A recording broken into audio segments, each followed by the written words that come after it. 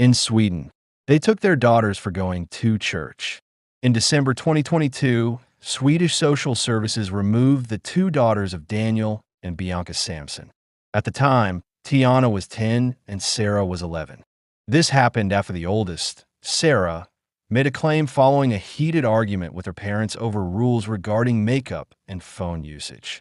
Even though the girl took back her statement shortly after and prosecutors closed the case due to zero evidence, authorities refused to return them.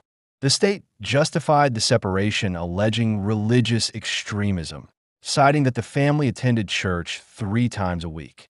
Since then, the girls have been moved through different foster homes.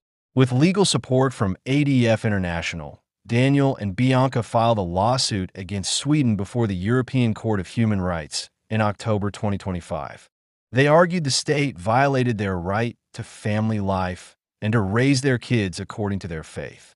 In March 2026, the court declared the case inadmissible on a technicality, claiming they hadn't exhausted all local legal options, blocking their international path after nearly 3 years apart. Both girls have struggled with their mental health and try to harm themselves multiple times while under state care. Instead of allowing parental contact to stabilize them, social services threaten to cut off all communication. Despite state-contracted therapists certifying in 2024 that Daniel and Bianca were fit and capable parents, officials ignored the reports. The girls have been moved to at least 4 different foster families each, while authorities treat the situation with heavy medication and isolation. The current visitation rules are extremely restrictive. They only see them once a month under strict supervision. Furthermore, they are banned from speaking about their Christian faith, praying with the girls, or mentioning any plan of returning home.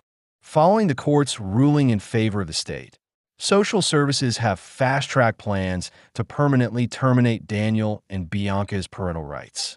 They aim to put Sarah and Tiana up for permanent adoption in separate homes and erase their legal bond by changing their identities, including their last names, to make it impossible for their biological parents to find them in the future. Romanian Senator Titus Corlation, who is following the case, denounced this as state-sponsored psychological pressure stemming from forced separation.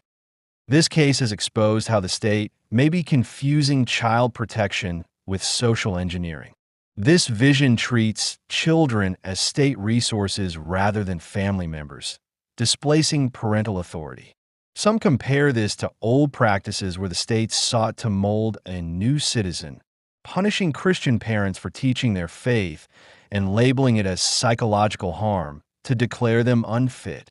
Sweden seems to be repeating history, attempting to remove faith and secularize children by force, turning the state into the only source of truth and values to ensure uniform thinking, effectively stripping away individual conscience.